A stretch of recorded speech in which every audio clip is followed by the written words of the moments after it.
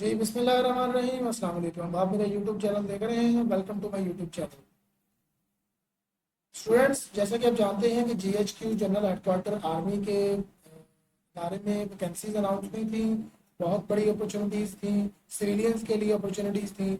उनमें कुछ अपॉर्चुनिटीज़ थी जिनकी पोस्ट डेट जो थी 15 सितंबर थी। और कौन से न्यूज़पेपर में? झंग न्यूज़पेपर में आई थी।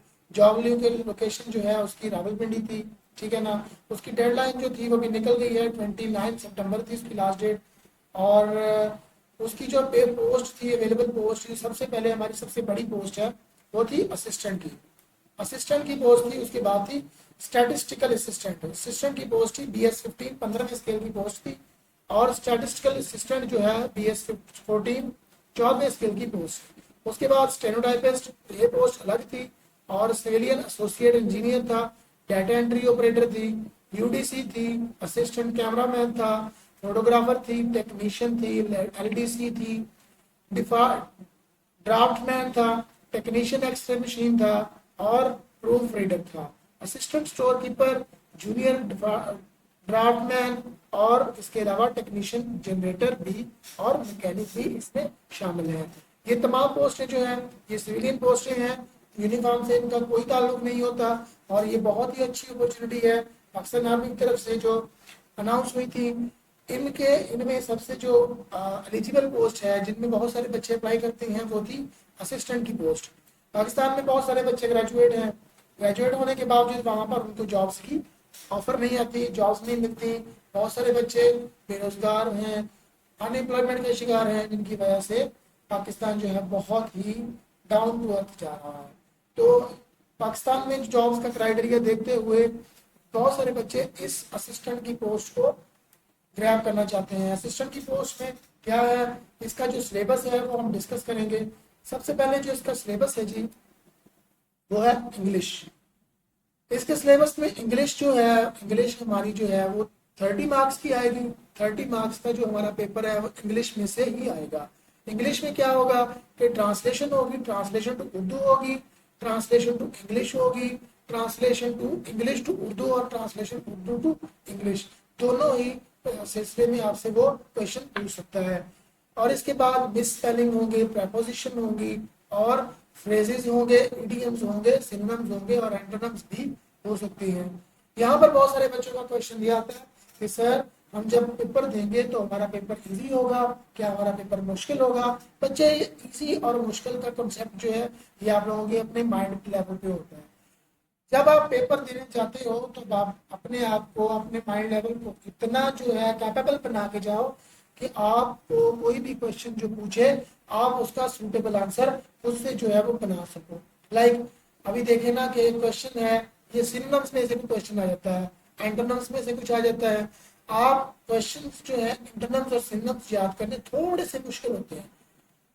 इनको याद करने का तरीका ये है कि याद करने का तरीका इनमें से ये है कि कोई भी अगर एक वर्ड है सोमनाम्बलिस्ट। सोमनाम्बलिस्ट का मतलब ये होता है नींद में चलने वाला। नींद में चलने वाले का जो एक नींद में चलने वाला है उसको हम अपने घर में किसी एक पर्सन से रिलेट कर लेते हैं। ठीक है जी, एक ऐसे पर्सन से जो सोमनाम्बलिस्ट है, ठीक है ना। जो सोमनाम्बलिस्ट है वो उस पर्सन से हम उसको रिलेट कर देते हैं, राइट। अब जब हम उसको उस पर्सन के साथ रिलेट करेंगे तो क्या होगा कि हम उस पर्सन को उस नाम से बुलाएंगे जो कि सोमनाम्बलिस्ट होगा। लाइक असद है, हमारे घर में एक असद नाम का लड़का है, हम उसे क्या बुलाएंगे? वो क्या करता है? वो नींद में चलता है, राइट। वो नींद में चलता है तो हम उसे आज से असद नहीं तब सोमनाम्बलिस्ट कह के बुलाएंगे, राइट। हम किसी भी वर्ड को किसी एक पर्सनैलिटी के साथ रिलेट करके हम उसे याद कर सकते हैं। तो इस तरह से हमारे जो है वो टॉपिक जो है वो इजीली हमें याद हो सकते हैं।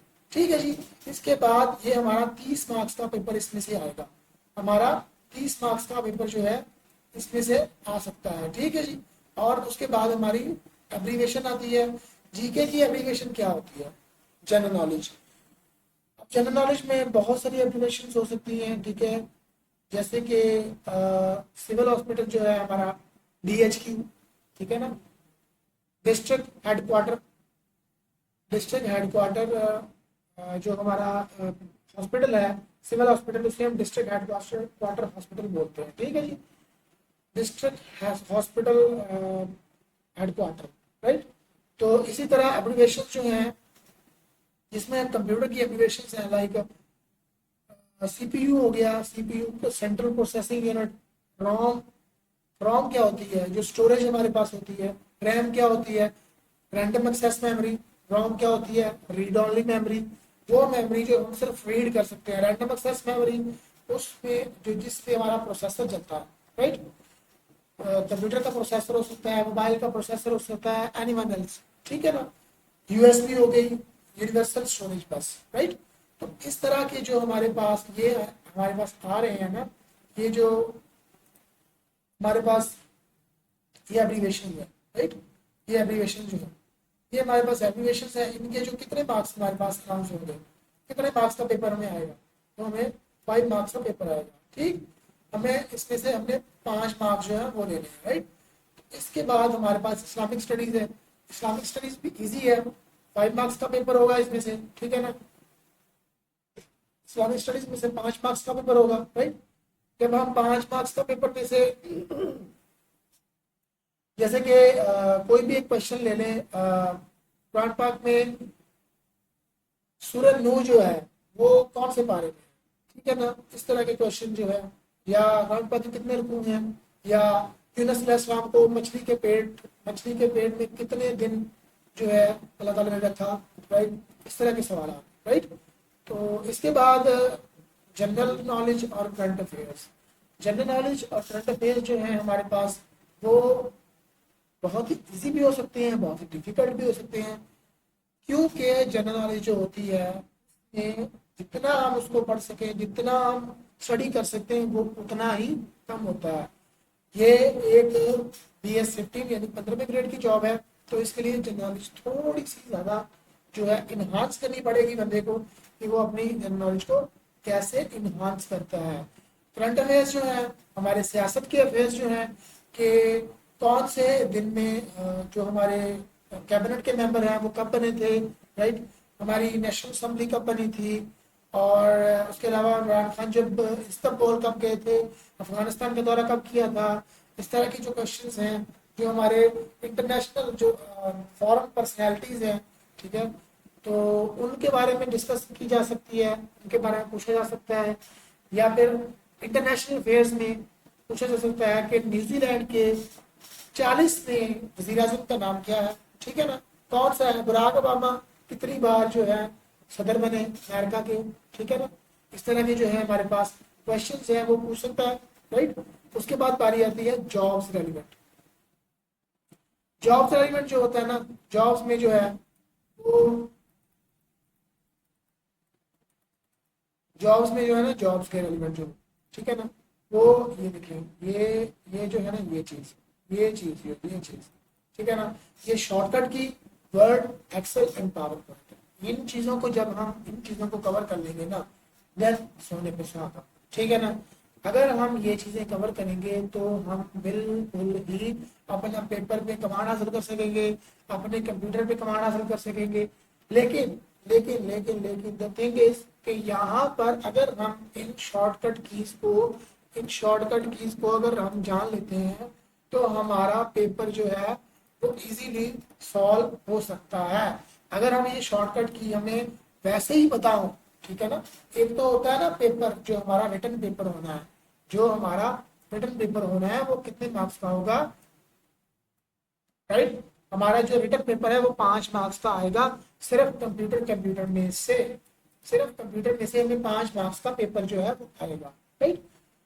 और अगर हम इसको अपने माइंड लेवल में बिठा लें तो हमारा जो है पेपर वो इजीली हो सकता है। हम उसको टाइपिंग में भी इसको कन्वर्ट करके अपनी टाइपिंग को बेहतर बना सकते हैं, क्योंकि इस जॉब में पेपर के साथ साथ हमसे टाइपिंग भी करवाएंगे। टाइपिंग जो होगी वो हमारी कितनी होगी, 20 वर्ड्स पर मिनट। 20 वर्ड्स पर मिनट भी हमारी स्पीड जो है वो कुछ भी नहीं है, मेरे तो ख्याल में आटे में नमक के बराबर भी नहीं है। अगर जो बच्चे टाइपिंग करते हैं या जिन्हें कंप्यूटर के बारे में नॉलेज है, उन्हें पता है कि टाइपिंग कैसे होती है, क्या क्राइटेरिया होता है, किसी भी गवर्नमेंट अपॉर्चुनिटी में गवर्नमेंट जो ऑफिसेज हैं उनमें टाइपिंग जो वर्ड्स की स्पीड लेते हैं वो 30 प्लस 45 तक ले जाते हैं, राइट। और यहाँ पर तो 20 वर्ड्स पर मिनट, राइट। ये तो बहुत इजी है, आप बहुत अच्छे तरीके से इसको सॉल्व कर सकते हैं। उसके बाद बारी आती है हमारे मैथ की। मैथ की बारी जो है, मैथ जो है हमारा मैथ है, ठीक है ना। मैथ का जो क्वेश्चन है वो इजीली होंगे, इजी टू सॉल्व होंगे। में 5 मार्क्स का पेपर आएगा, राइट। 5 मार्क्स का पेपर जो हमारा इसमें से अनाउंस होगा, पेपर हमारा 5 मार्क्स का पेपर इसमें से आएगा। यानी ओवरऑल 30, 35, 40, 45, 50, 55 और 5 मार्क्स ऐड करके 60 मार्क्स का हमारा पेपर जो है वो हम सॉल्व करेंगे। इसके लिए जी जनरल हेडक्वार्टर आर्मी के, ठीक है जी, हम जनरल हेडक्वार्टर के लिए इसको सॉल्व करेंगे, ठीक है ना।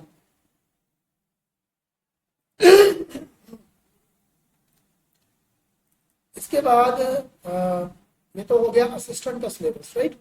अब इसी तरह कुछ बच्चों ने एलडीसी के लिए भी अप्लाई किया है, यूडीसी के लिए भी अप्लाई किया है। तो अब देखिए बच्चे, एलडीसी और यूडीसी ये दोनों ही पोस्टें सेम है, सेम क्राइटेरिया है, लेकिन लेकिन लेकिन लेकिन यहाँ पर इंग्लिश में थोड़ा सा फर्क आ जाता है। क्यों फर्क आ जाता है? क्योंकि ये है 15वीं स्केल की जॉब, राइट। ये है 15वीं स्केल की जॉब, ठीक है ना। तो यहाँ पर इंग्लिश जो है वो 30 मार्क्स की आएगी, ठीक है ना। 30 मार्क्स की इंग्लिश हमें वो प्रोवाइड करेंगे। हमारा पेपर जो है वो 30 मार्क्स का होगा। बट यहाँ पर ये यूडीसी का पेपर है, ये देखेंगे यहाँ पे लिखा हुआ है कि यूडीसी सिलेबस 2024, ठीक है ना। ये है इसका सिलेबस और इसी की बेस पर ही हम इसको रेडी करेंगे। इंग्लिश में translation to English, miss spelling, यानी कि वही सब कुछ होगा, लेकिन इंग्लिश का जो सब्जेक्ट है ना, जो हमारा इंग्लिश का सब्जेक्ट है, वहां पर हमारे सिर्फ और सिर्फ 15 मार्क्स का पेपर हमें आएगा। वहां पर 30 हो गए और यहाँ पर हमें 15 मार्क्स का पेपर आएगा, right.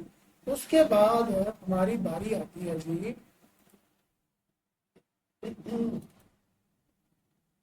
General knowledge and abbreviation. Same as it is वही क्राइटेरिया है।